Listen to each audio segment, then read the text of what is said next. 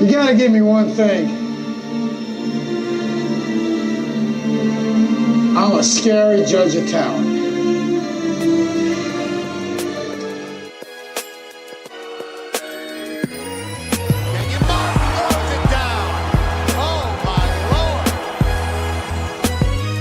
Adolphus Washington back-to-back plays.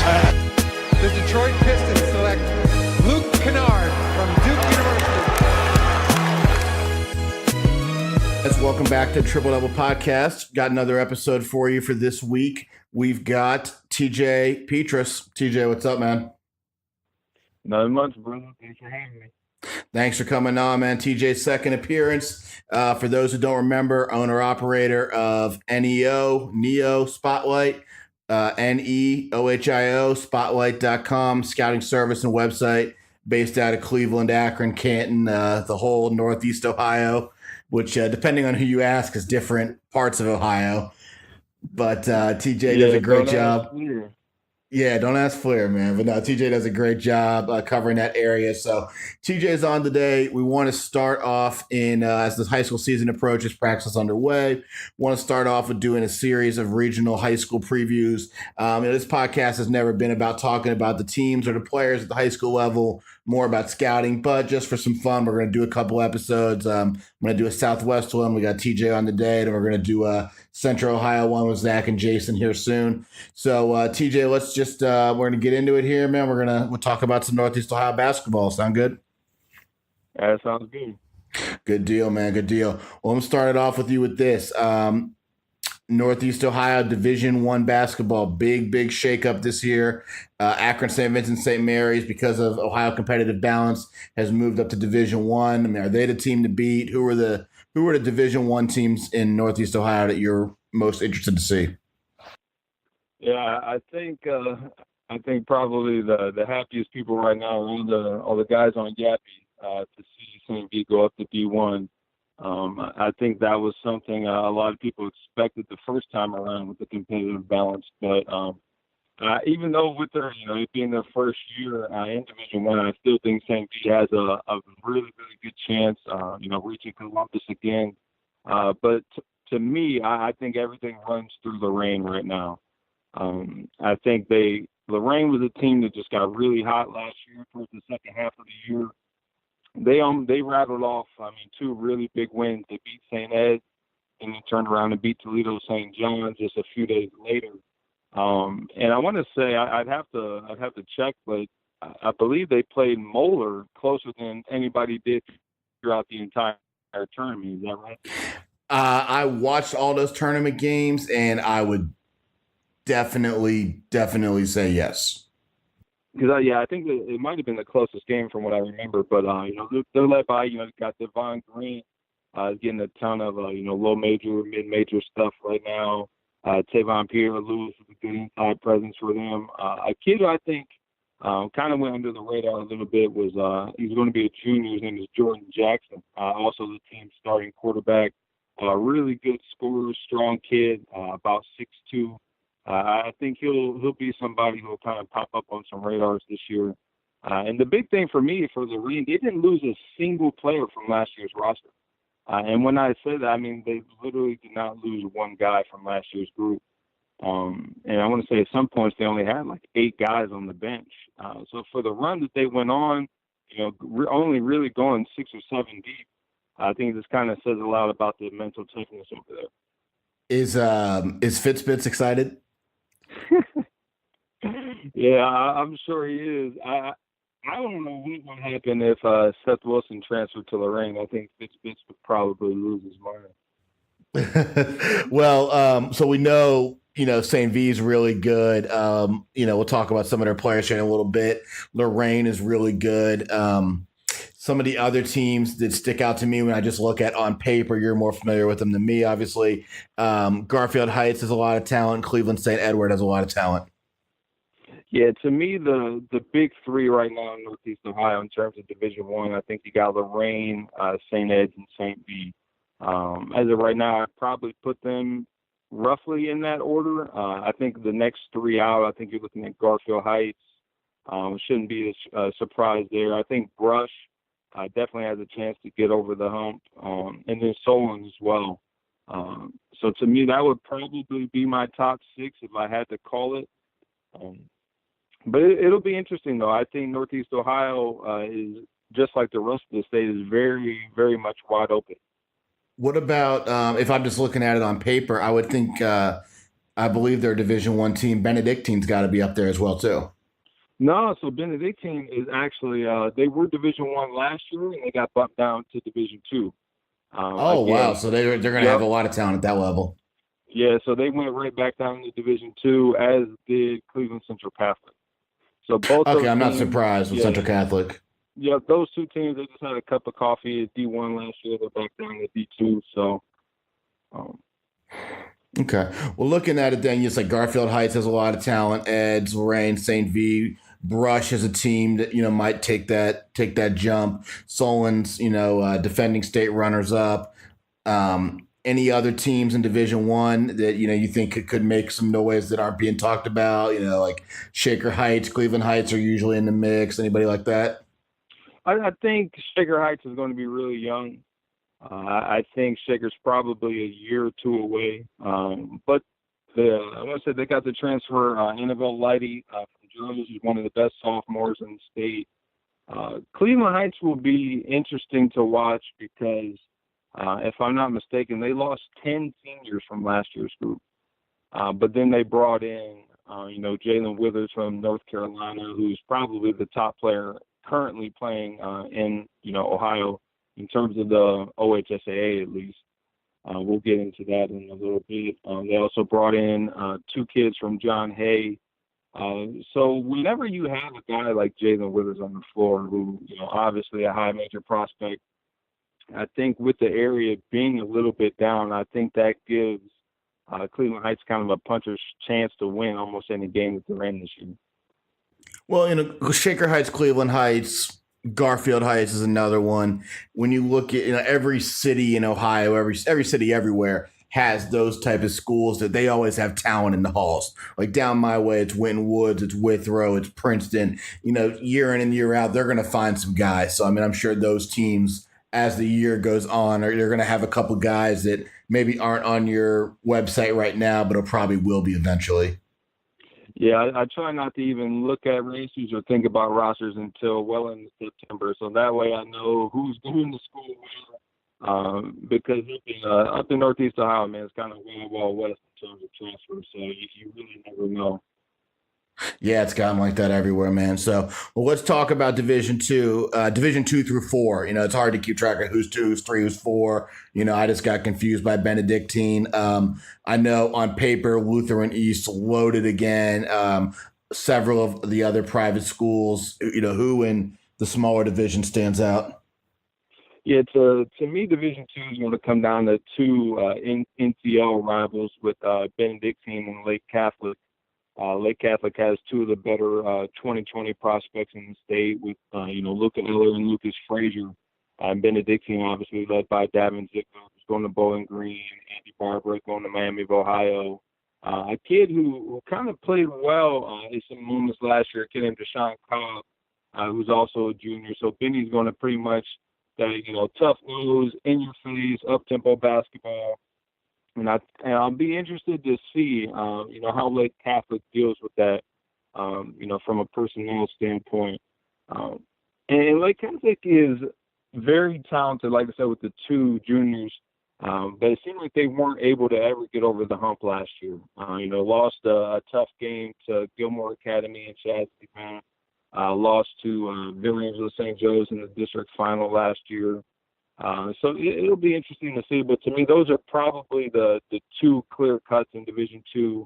I think Villanova St. Joe's is always, going to be around. Just the culture that, Coach Babe Kwasniak has built over there. Those guys always compete. And it seems like the years I count them out are always the years that they end up, going further than expected. Cleveland Central Catholic, the usual suspect. Gilmore Academy's got a few talented players. CJ Charleston, Connor O'Toole. Division III will be interesting, like you said, with Luther and East, obviously. It's probably safe to say Lutheran East has the best young core in Northeast Ohio, with juniors Nehemiah Benson, Davion Adams, and sophomores Jay Billingsley, EJ Farmer, and then Colin Albert from Cleveland Beechwood transferred in there as well. But it'll be interesting because Warrensville Heights also now back down to Division III. It's tough, it's tough to follow with the competitive balance. And then especially, I deal with it down here with the competitive balance is the private schools, the Christian and Catholic schools. They really they're going to switch divisions every year. But obviously a lot of dudes up there are excited that St. V is Division I. It opens up a door in Division II for all these other teams. And, just like we talked about with some of the kind of bigger public schools up there in the Cleveland area, you look at, Lutheran East, Cornerstone Christian have started to put a name for themselves that they're going to be in the hunt every year. But for a fact, VASJ is going to be there every year. Central Catholic's always going to have players. So for me, the team that I'm not really used to seeing a lot of, being that, I live so far away and showcase events, is Lake Catholic. And I like to see them make a run this year, and hopefully I get to see them at some point. Yeah, and I think there's a good chance that you will. Another team that, pretty much slipped my mind until now. I think Akron-Buchtel in Division II is going to have a chance to win the district, especially with St. V moving out. I think that gives them a really good opportunity. They have the Chris Livingston kid who's regarded, pretty much a top 5 freshman in the country by, every major service. They have a kid named Jonathan King who's a really good, kind of a Division III, Division II level guy. They have just a lot of athletes that I think are going to overwhelm some of those teams in that Canton district. Okay. Well, let's those are the teams that really stand out. But before we get into kind of the individual players, I want to talk about something that I think is confusing people, not just in Cleveland, but in the whole state of Ohio. And that is, you're seeing a lot of academy basketball, prep basketball in Cleveland right now, both with Spire and then with some other schools. And you're seeing a lot of kids come in not for prep, but for regular high school reclassifications. But who are these schools? Where are the kids coming from? Are they in the OHSAA? I mean, it's just a very confusing situation, I think. Yeah, so I think kind of what, kind of jump-started that conversation was last year when Caleb McConnell and Devon Baker made the jump from Dayton Dunbar to Spire. I think that's what really put a lot of eyes on that whole situation up there. But what Spire is, it's more or less a basketball academy. Spire doesn't offer, there's no classrooms there. There's no school. What it is, if you've ever more impressive facilities that you'll probably see in the entire country. Just unbelievable equipment. It's huge. It is one of the bigger buildings that you'll probably see. So what the kids do up there, Spire has a post-grad program, which is for kids who are in their 5th year. Then they also have a high school program as well. So the high school kids will play basketball for Spire. Obviously they'll work out there in the facilities, but they'll go to school. It's called St. John High School in Ashtabula. If I'm not mistaken, I'm going to say maybe there's a head college coach who went to high school there. I think Morrow would probably know. Was it Urban Meyer, or am I making that up? Yes. Yeah, Urban's from Ashtabula. Okay, yeah, Morrow's big Urban Meyer guy, so he knows it. Not the last couple of weeks, but maybe. Yeah, so that's real small high school. So the kids take classes at St. John High School. They play for Spire, and then most of the post-grad kids, they take their classes online. And then pretty more or less.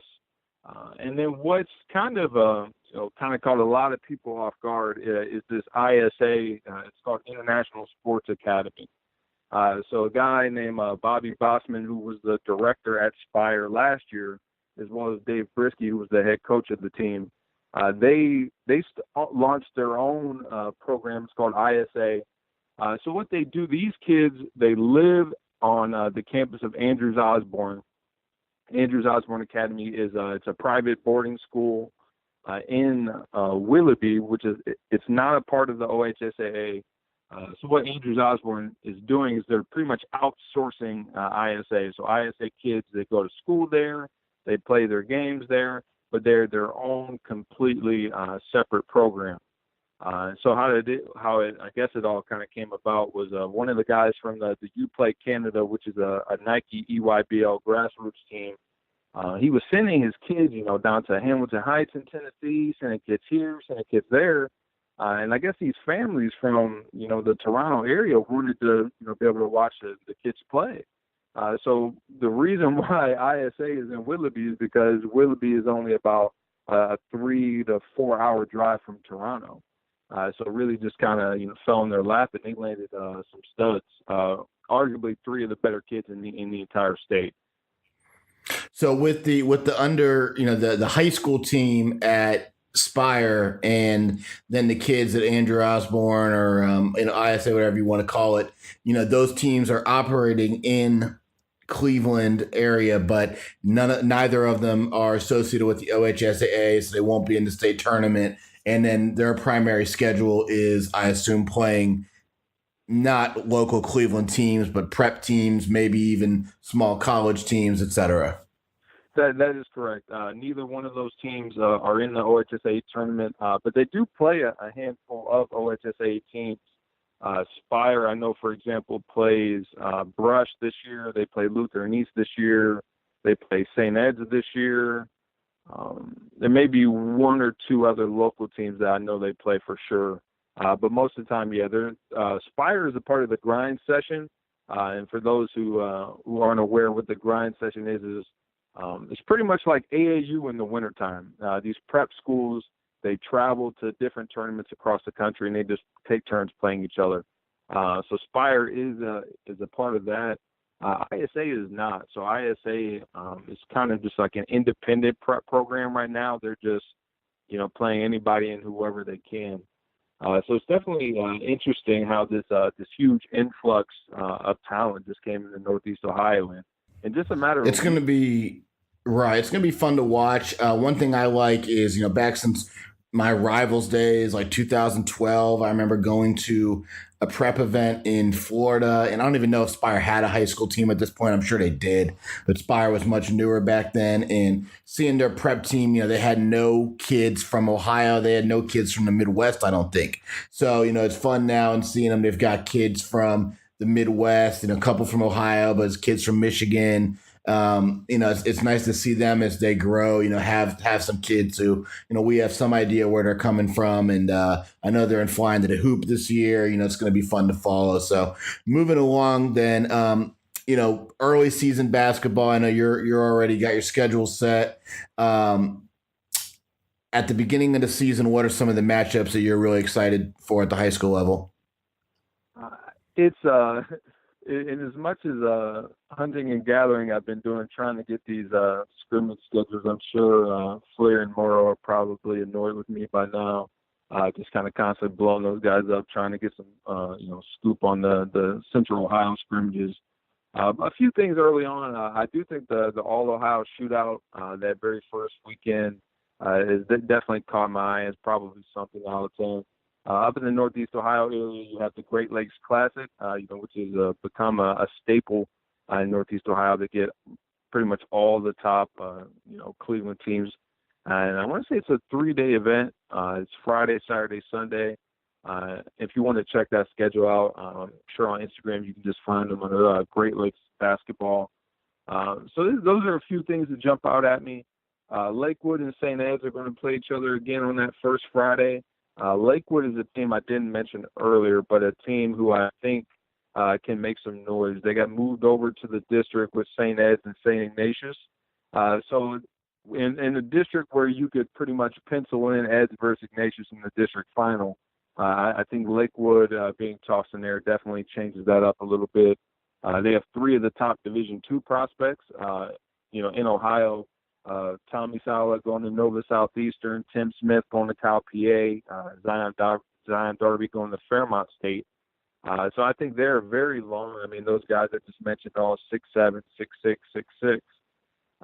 So it'll be interesting to see what they can do But yeah, I haven't even really had a chance to think that far ahead in terms of opening weekend. I guess my mind is getting ready for this week. I believe this Thursday is the first day of scrimmages. So starting on Thursday, it's going to be a lot of miles being put on the car. Yeah, I know you like those scrimmages. I kind of disagree with you on that. It's in the right situation. I like it. If it's one where they're playing their whole rotation, which is a high school coach is what I would do. I get the logic behind it, but it doesn't necessarily make for something I want to see. But you talked about some guys with the Lakewood guys. You talked about some guys earlier when we talked about the team. So the other part of this, I think the part that people are probably going to be more interested in than necessarily the teams are, who are the top players in Neo? Let's start off with the seniors. Who are they? What colleges are they committed to? And then in that, I'd like if you could also mention, Alonzo Gaffney and what he's up to. Yeah, so you mentioned it earlier with Spire bringing in some more of those Midwest guys. They just happened to bring in, you could argue, the two top seniors in Ohio. So you have Rocket Watts, who's a 6'1" combo guard. Was one of the top scorers in the Nike EYBL this summer. Scores the hell out of the ball. Absolutely, man. I don't think Rocket's ever met a shot that he didn't like. So Rocket is definitely one of the more talented players committed to Michigan State. We talked a little bit about Devon Grant over at Lorraine. I don't know. I'm curious to get your guys' opinion on this, but maybe I'm just overthinking it. But it seems like the 2019 class, just everyone came off the board. It's almost tough, finding scholarship talent left, at this point, and with that only being in it's November, it's not as deep. It's not as deep. As someone who's got a couple years on, you've seen a few more classes. This is one that's not as deep. I don't think it's a bad class by any means, but it's more top heavy, and even the top kids, there's not as much separation. There's not as many guys who I think will one day be NBA guys. It's a little convoluted in that you've got like Jalen Withers being added late. You got the Spire kids, depending on how you want to look at all that.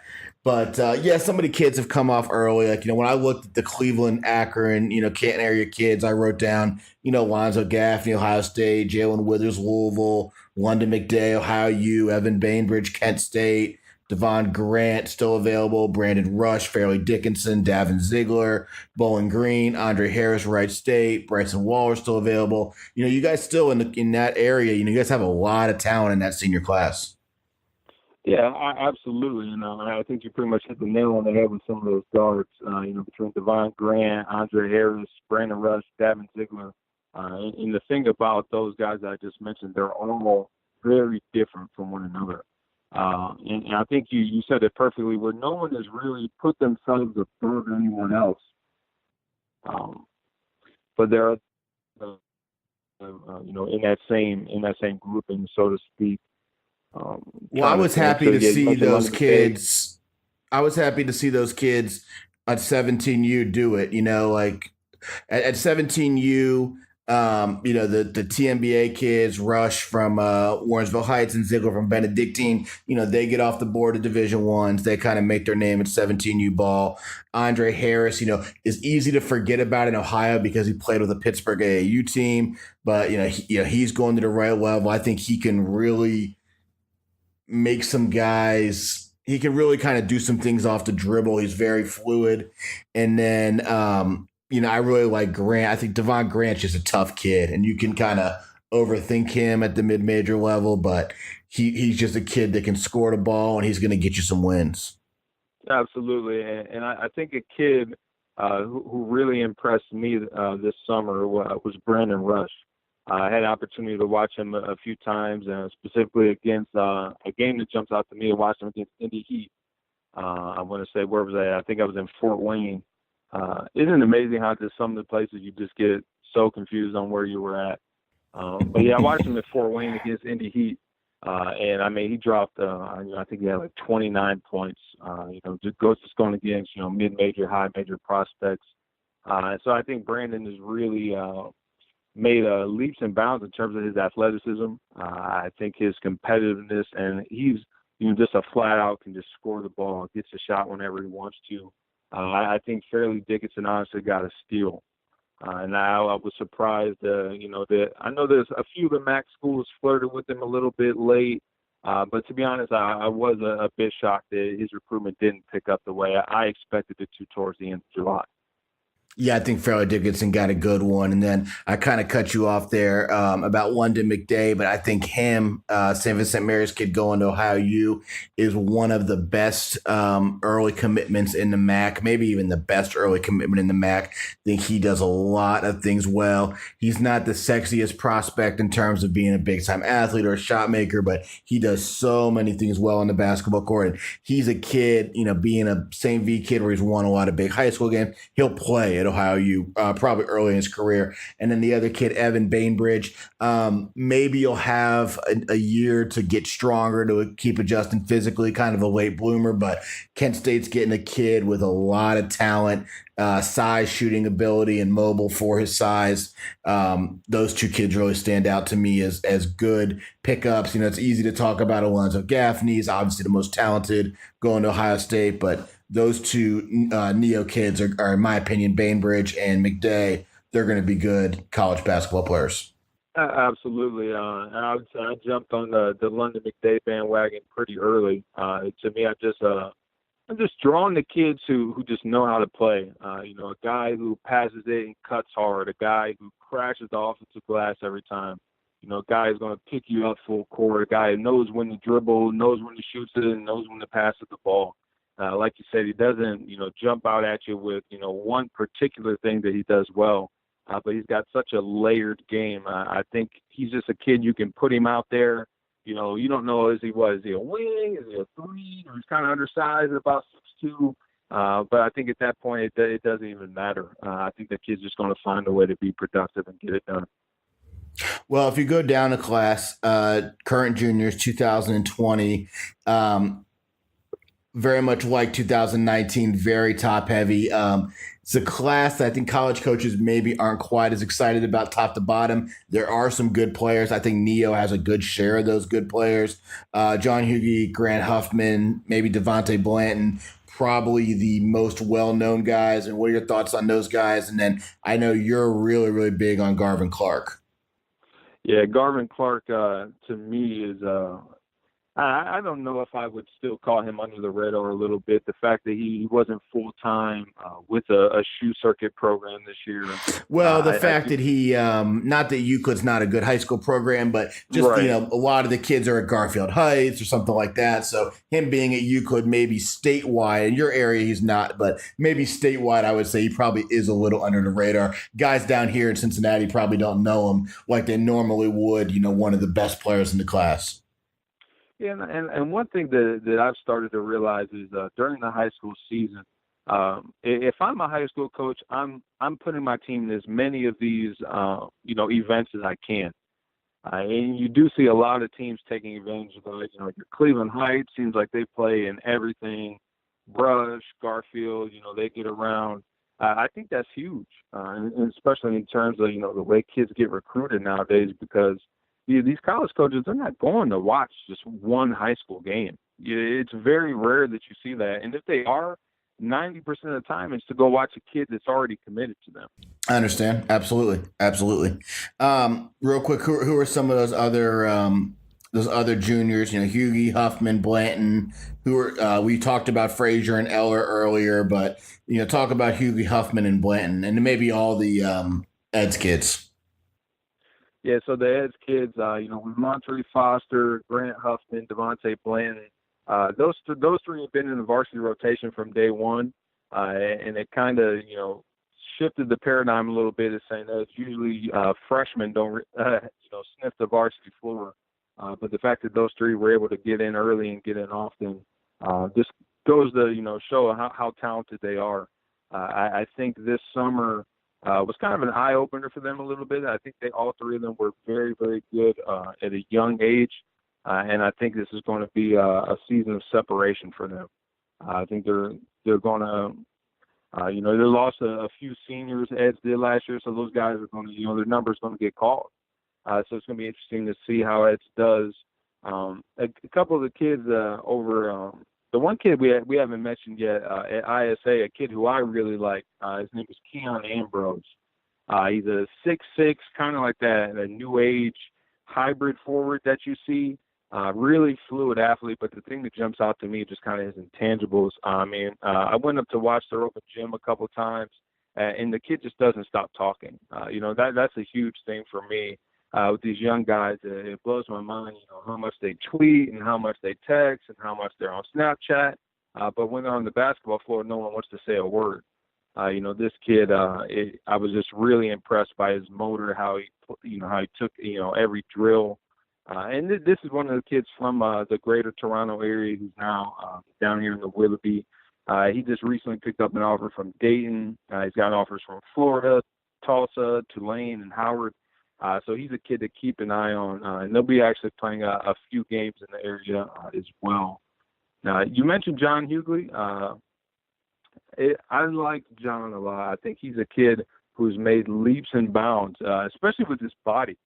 I think anyone who had saw John at some point last year during the season, and they had the opportunity to see him this spring or this summer, his body looks completely different. I think, there are still some question marks out about John, but I think he's starting to answer them. One thing I think he does very well that doesn't get talked about enough is his ability to pass the ball. He's a big guy. When he catches the ball in the block, it opens up, he sees the floor, and makes the right play. But I think in order for Brush to finally get over that hump, get through the district, I think a lot of it's going to really depend on him. Right, and it's tough with kids like you. There's no matchups for him at the high school level, and they get criticized a lot, but it's about the team's whole strategy. It's about the matchups, and it's also about the other kids, learning how to play with that kid. And Hughie definitely, when you see him with good players, shows you flashes. With a big kid that's young, that's all you want to see are flashes. I think the best thing for that kid is to watch like Michigan State, watch a kid like Nick Ward, and see how he continues to improve his body and really plays with a motor. And Hughie has the chance to be as good of a high school player as anybody, not just in Neo, but in the state of Ohio. But the last class, not really class, but the two classes being the sophomores and the freshmen. I think that's really, in my opinion, where I'm really excited about some guys from Neo. I think everybody knows about Michi Johnson at Garfield Heights. I know he had like a 50-point game last year against Benedictine. He's got big time offers. His father and his uncle are obviously very into the social media, so everybody knows him. But right. The guard position, like I look at, I know you like Seth Wilson. I know you like Kobe Johnson at McKinley, Ramel Arnold, Jaden Hamid, Colin Albert, Farmer, Billingsley, Lighty, and then the kid that no one's really seen, but everybody's starting to hear about. I know you've seen him, Josh Irwin. I can't even pronounce his damn school, but there's a lot of talent in 2021. So, yeah, Josh Irwin, West Geauga. I remember I was in an AAU tournament, not this past summer, but last summer, and I was sitting next to a Division II coach, and he goes, "Hey, TJ, one of my buddies has this kid, he's only a freshman, but, he's worth checking out." So I just kind of, took a note down on my phone. Okay, it's a kid from West Geauga. And like you, I'm from here, and I didn't even know where the hell West Geauga was. I had no clue. I remember with the Geauga Lake was like a big amusement park up my way, but that was about it. So I remember I just took a note, whatever. Guys, recommend players all the time. So I invited this kid to an open gym that I did out in Oberlin College. I put him on the same team as Dwayne Cohill, and this kid just tore the open gym up. Hadn't even started, his high school career yet. About 6'5", 6'6", lefty, really skilled, plays hard, can step out and shoot it, can make some plays off the bounce. Just a kid that, like you mentioned earlier, just knows and understands how to play. He's a kid. He's almost like a ghost right now. Everyone's kind of seeing the name, but not too many have seen him yet. He played with a real small TBA team during the AAU season. But he's a kid who I think has a chance, if he continues to grow in terms of his body and develops, he's got a chance to be a top, top echelon talent in the state of Ohio, not just Northeast Ohio. Why's the white kid got to be a ghost, man? Well, when you go to a high school that people can't pronounce and people don't know where the hell it is, that makes it tough. I tell kids all the time, it's hard to play for a small high school team and then turn around and play for a local A&Z team. I think you can't have it both ways. You have to do it one way or the other. You play circuit, big time shoe circuit, an AAU, and play with more of a local team, a la like Dwayne Coyle, right? Went to a private with the Holy Name. Played with OPC. So to me, I feel like you kind of have to balance. I think that's something a lot of kids need to take in mind, because you can't control where you go to high school most of the time. But you can't control the club team that you're with. So I think that's just a lot of times kids just not being fully educated to an extent. Yeah, you can't do nothing. You gotta do one thing or the other. So no, I hear you. What about some of those other sophomores? Like I said, like Seth Wilson, EJ Farmer, Billingsley. I love Lighty's upside if he can put it together. You like Kobe Johnson. I mean, what about some of those kids? Yeah, there's a kid who I don't think the rumor really has a good grip on in terms of some of the other scouts. His name is Corey Tripp. He goes to Medina. He's going to be a very good player. He just picked up an offer from Youngstown State a few weeks ago. And one thing I think is very undervalued in terms of the development of these players is who they're actually playing high school with.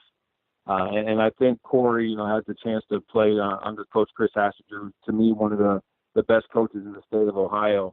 I think that kid's really going to develop about 6'1", and I think that's something that separates him from some of these other guards. He plays in a good league as well. Absolutely. We mentioned Jalen Ramil Arnold. These guys are very, very talented players, but as well as I know, when it comes to that Division I level, you have to really take a chance to love a guard who's under 6 foot. I think. And then outside of those guys, and then outside of the talent of Michi Johnson, with those guards, Seth Wilson might be the best guard in the area. Yeah, he might be the best high school guard, and I would absolutely agree with that. I think one thing that you can't take away from Seth is just his approach to the game. Seth's got to be one of the more tough-nosed guards who's really going to sit down on you, he's going to pick you up, he's going to get his shoulder into you. He's just a physical, tough-nosed kid, and I think it's a perfect fit. For that grinded-out style of basketball that Drew Joyce likes to play. And I think that's why it was such just like a seamless transition for him. Okay, for sure. Well, that was a great rundown on some guys. Like I said, man, this is the first in a series of these we're going to do. This one being Neo. We're going to do Central Ohio. We're going to do Southwest Ohio.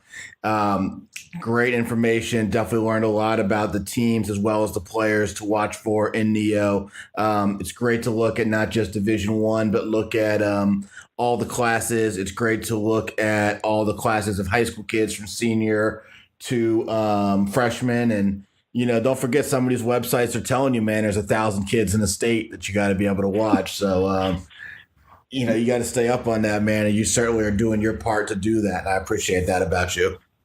Absolutely, brother, man. It was definitely, easy to do, with guys like you, Flair, Chaz Wolf, guys who have been around, Kurt Stubbs have been around for a long time. It's hard to not be motivated when you're surrounded by guys who are doing things the right way and do such a great job. But you know what, man? Everybody likes to get on the podcast, and at the end we kind of, have a little whatever conversation, and we take a shot at Morrow's beard or we take a shot at Stubbs. But Chaz Wolf is more worried about sending the group text pictures of that damn dog than he is about basketball. His Halloween costume was high level, but I don't know about Chaz right now. Yeah, I can honestly say, man, that group chat with with all of us is probably one of the highlights of my 2018, man. Just never know what kind of conversation is going to get started. That's for sure. Dude, you can go on record. I was the one that requested to invite you in. Morrow can confirm. That is true. We had just me and Stubbs and Jason and Zach and Chaz, and I said we need to add this guy TJ in, and hopefully one day you can add somebody in as well. That's Probably not Fitzbits. No promises, man. Fitzbits is my guy. There's nothing you wouldn't do for him. So, well, good deal, man.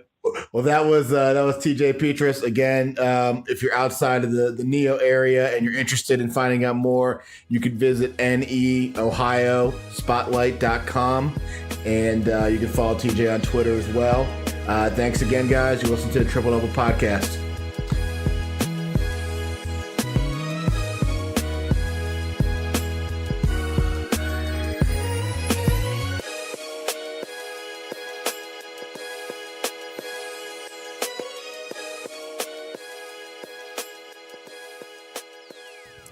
This podcast is brought to you by PlayEasy.com. For players, coaches, or casual athletes looking to book a sports facility, as well as owners and managers of sports facilities, PlayEasy.com is the new one-stop site for streamlined services. If you're looking for a place to practice, play, host your tournament, camp, or other, simply go to PlayEasy.com and create a booking request for your area. Your request will go out to surrounding facilities who will respond with their best offer. Once you receive the offer that best fits your needs, book the facility and you're ready to play. For facility owners and managers, PlayEasy puts the power in your hands to maximize the usage and visibility of your facility. Register your facility for free today at PlayEasy.com. PlayEasy.com is the booking site built by athletes, coaches, and facility managers, and is proud to help bring you the Triple Double Podcast. This podcast is also brought to you by Anago Cleaning Systems. Are you tired of struggling in a dead-end job? If so, Anago Cleaning Systems has what you're looking for, an opportunity to go into business for yourself, but not by yourself. With franchising opportunities available for as little as a $2,500 down payment, purchasing an Anago franchise has never been easier. Once you own your Anago franchise, you're licensed to clean commercial facilities all around the greater Cincinnati, Dayton, or Columbus areas with the support of Anago's sales, quality control, operational, and accounting staff.